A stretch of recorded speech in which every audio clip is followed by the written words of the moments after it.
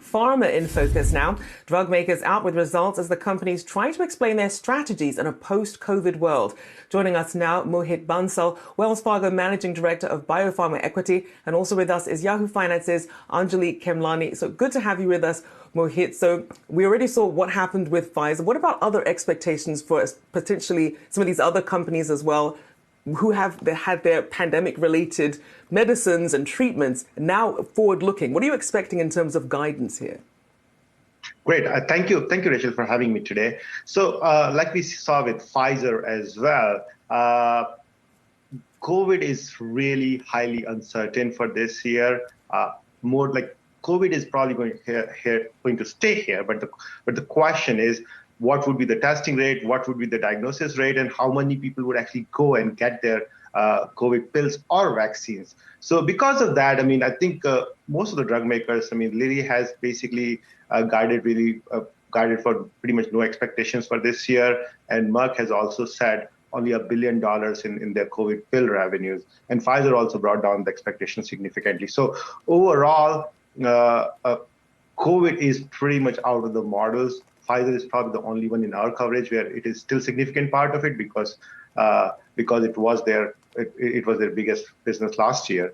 But for the rest of the companies, it is a smaller business now. Mohit, Anjalee here. I know that Pfizer's a little bit in the rearview mirror right now, but I heard you on the call, and I know that, of the four companies we're looking at today, Pfizer is one of the three that really has a lot of pressure from COVID. And I've said that they're sort of back at square one compared to where they were in 2019 when Bourla first took over. Looking at what their quarters were, quarter over quarter, absolutely blowout, 80%, really high numbers in terms of operational growth. Now they're looking at their pipeline and trying to figure out how to, number one, combat that loss of exclusivity, as well as sort of tempering expectations for the COVID products. But we do know that there is still demand there. What are you seeing in terms of, what are your expectations in terms of this balance that's now going to be struck between, the continued offsetting of revenue coming in from COVID versus the rest of the pipeline? Right. So the way, this is a great question. And the way we think about Pfizer, you kind of have to look at Pfizer as like two different businesses. They have an ex-COVID business and the COVID business, because COVID is really uncertain here. So for COVID, they had more than $50 billion revenues last year. And that number is coming down to, they guided for 13 billion or so for vaccine, 8 billion or so for Paxlovid. So it's significantly declined. But the question is, how would it look like for a tail? Pfizer thinks that the tail could be bigger in terms of there could be vaccination rates improving and all over time, and the pricing could improve for vaccines. We think it could be a little bit of show me story. We are modeling it to be a $6 billion tail, which is where most of the investors agree with. Pfizer's number could be in double-digit billion dollars or even higher there. So that's where the delta is.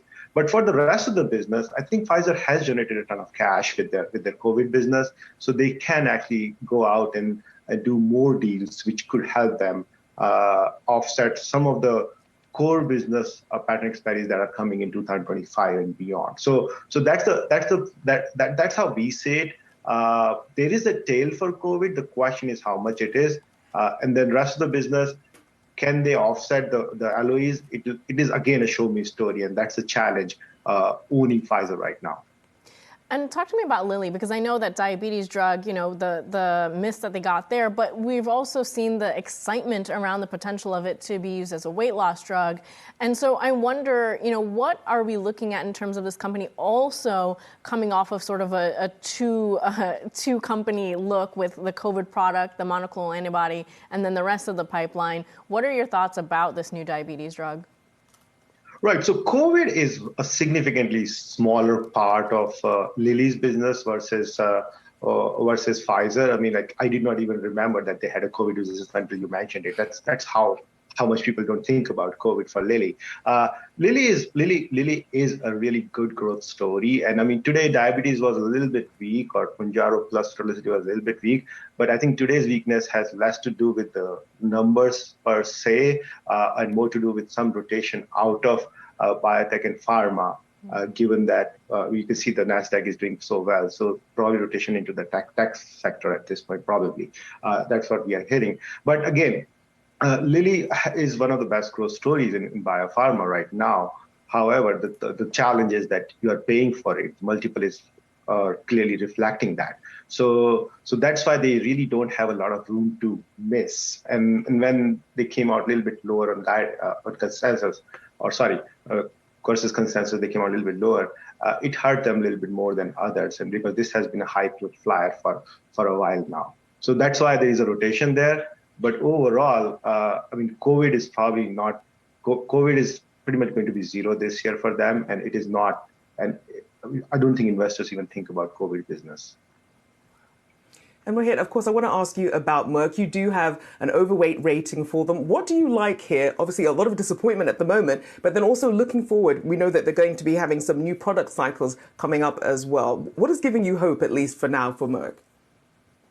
Right. So Merck, we like Merck because they have a base business with Keytruda, one of the biggest cancer drugs out there, and it's growing significantly, and it could become a $30 billion plus product by the end of the decade. I think why we like it is because investors in general are concerned about Keytruda losing patent exclusivity in 2028 and beyond, and now onus is on Merck to figure out pipeline so that they can offset that loss. And what we like about Merck is that they are working on it. They have cardiovascular pipeline. They acquired an asset from Acceleron last year, or maybe a year and a half back, and that trial has worked out. They have an oral PCSK9 that can be combined with statins to provide 40-50% incremental cholesterol reduction. So that's a pill. So that could be a decent product. So they have guided that in cardiovascular business, they can generate $10 billion revenues. And in oncology, the next generation products, they can generate another $10 billion revenues. So you cannot eliminate, you cannot completely offset Keytruda when it goes off patent, but they are making the Keytruda problem slower. So this will be an evolving story over time, and that's why we like the name. All right, we do appreciate you joining us with your insights. Mohit Bansal there, Wells Fargo Managing Director of Biopharma Equity, and Yahoo Finance's Anjalee Khemlani. Thank you both.